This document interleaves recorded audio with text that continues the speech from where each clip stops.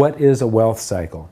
And you know, there's only so many different asset classes, and I've picked the three major ones here: paper assets like stocks and bonds, real estate, and commodities, which include precious metals, but precious metals are a little bit different than the rest of the commodities because they're also money. So they're a safe haven asset in times of crisis. So there are some times when commodities can be going down, but precious metals go up. But if investors are rushing from from other asset classes into one asset class, pushing this asset class into a bubble, shouldn't it be drawing currency away from the ones they're selling, and shouldn't those fall? Yes, I mean, it should, except we live in a world where they're constantly creating currency and everybody is getting a little bit of this currency. And so instead of the things that are being undervalued falling, they either go sideways or they increase just a little bit as the one asset class is going into a bubble because of all of this currency creation. And so this is based on a real-world example. It's just a very simple diagram, but this is from the 70s. If gold is going up, and if stocks or real estate, it was both stocks and real estate in the 70s, but I'm using stocks here because I'll show you the actual chart of that later.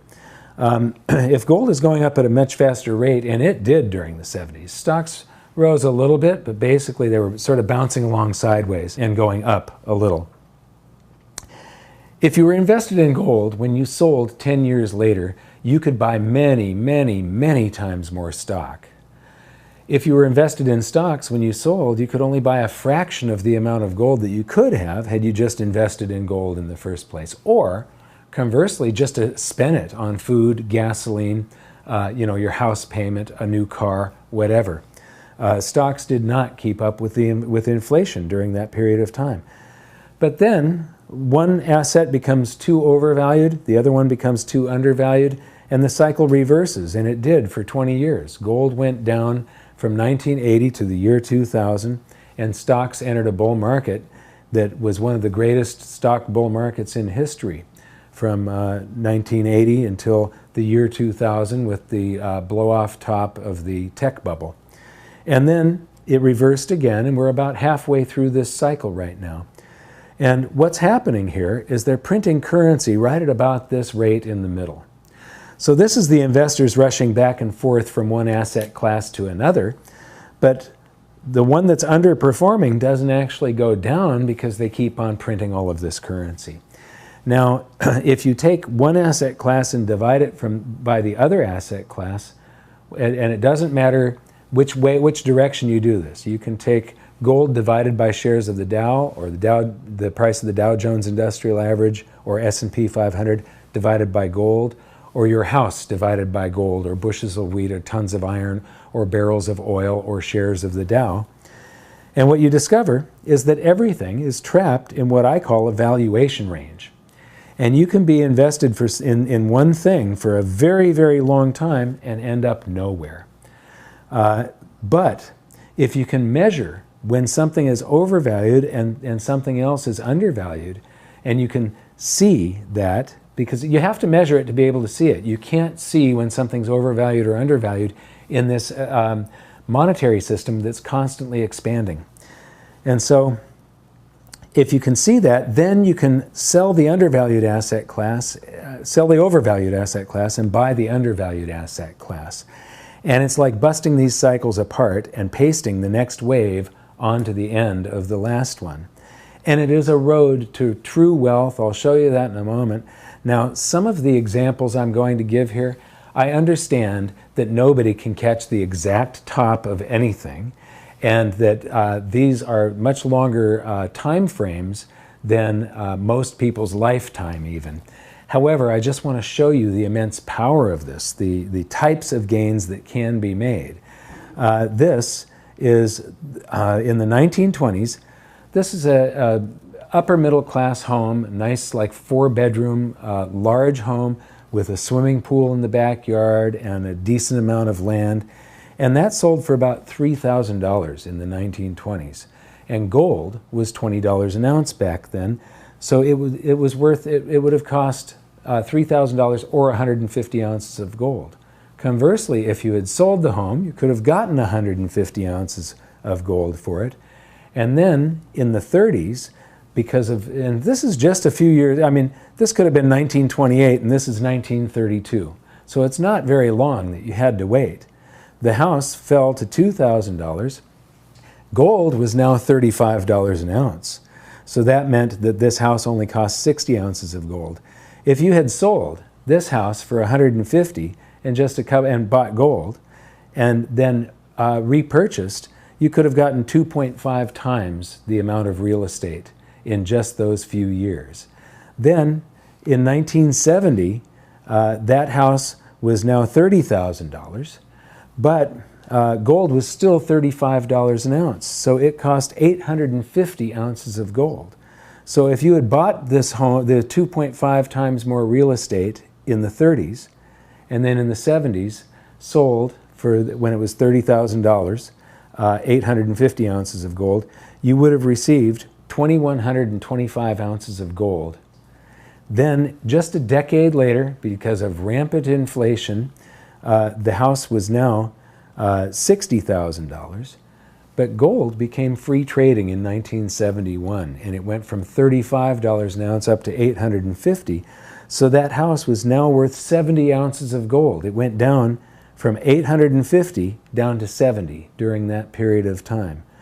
So if you repurchased real estate with your 2,125 ounces worth of gold, you would have now gotten 30 of the same type of home that you sold in 1920. You would now own 30 of them. And then in the year 2000, gold bottomed at $250. That house was now worth $200,000. Same house. The house hasn't changed. It's $200,000. But gold had gone down, so it now cost 800 ounces. And so if you sold the house in the year 2000, you would have received 24,000 ounces of gold. Then in 2011, gold hit $1,925 an ounce. And the house was now worth $300,000. But it was only worth 150 ounces of gold. So you could have, in 2011, bought 160 homes with the proceeds from taking this one home and just going back and forth to different asset classes. 160 homes. However, this cycle isn't done yet. This is, you'll see later in the Dow-Gold ratio, gold's price went from 35 to 200, from 71 to 74.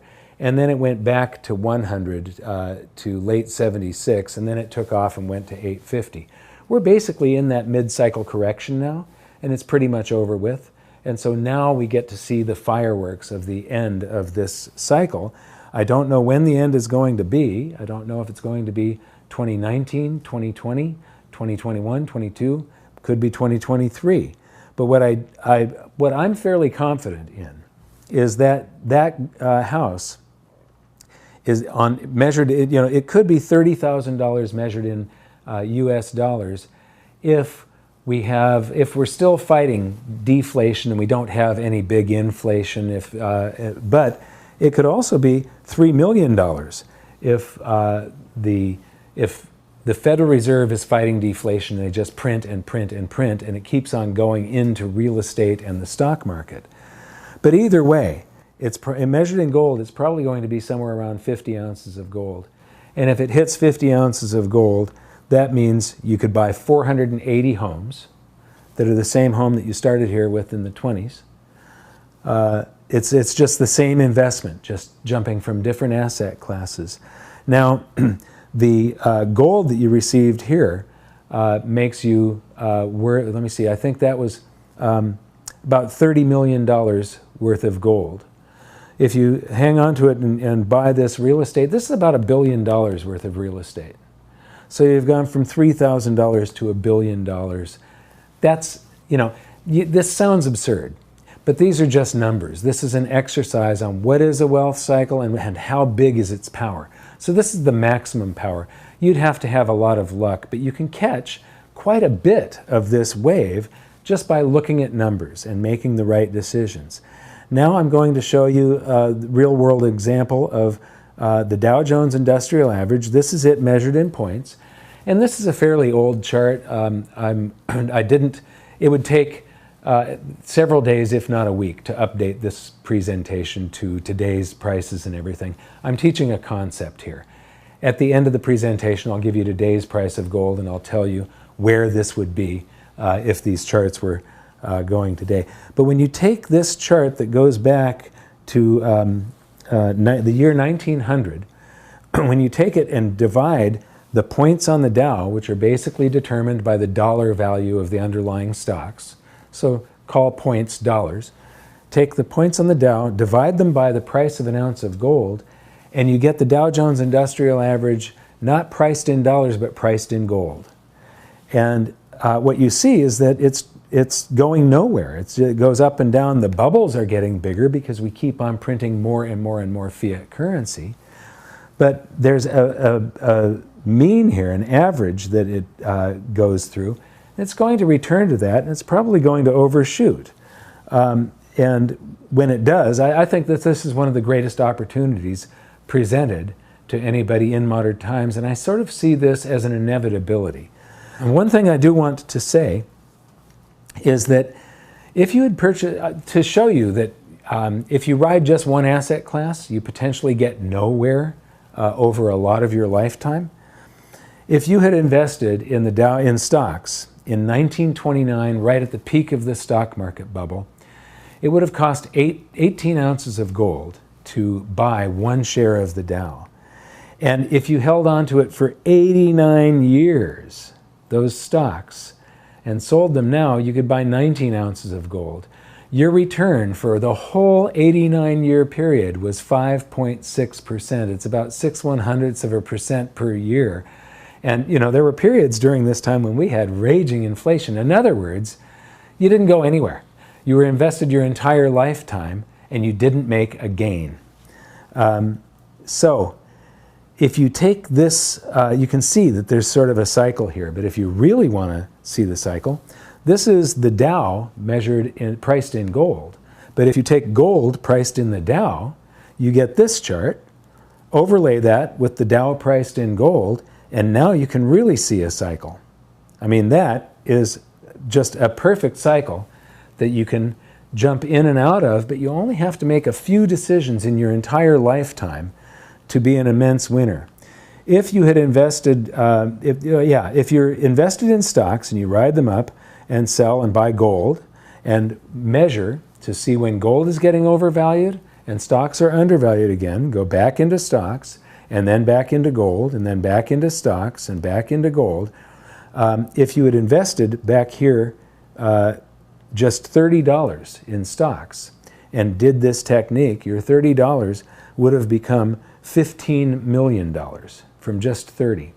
Now, this again is almost impossible to catch the exact peak and the exact bottom of everything and to have perfect timing. But it just shows you the immense power of this. And if you only catch one or two of these in your lifetime, there's still immense gains that you can make, and you're escaping that valuation channel. That is the most important thing, is getting out of that valuation channel and actually going somewhere. The total maximum that you could have achieved here is 50 million % returns. That's unheard of. Now, this also would have taken 3 generations. This is more than 100 years. You're talking about 1903 to the year 2018. So that is the end of this portion of the presentation. The next portion is going to be the everything bubble. We're going to update you on where stocks are, where real estate is, where bonds are. So thank you very much for watching this section. I hope you really got something from that, because this is the difference between price and value. That home went up in price constantly, but the value measured in gold went from 150 to 50 to 850 down to 70 to 800. So it was bouncing in that valuation range that I was talking about. Learn these things. It's a powerful tool. We'll see you in the next piece.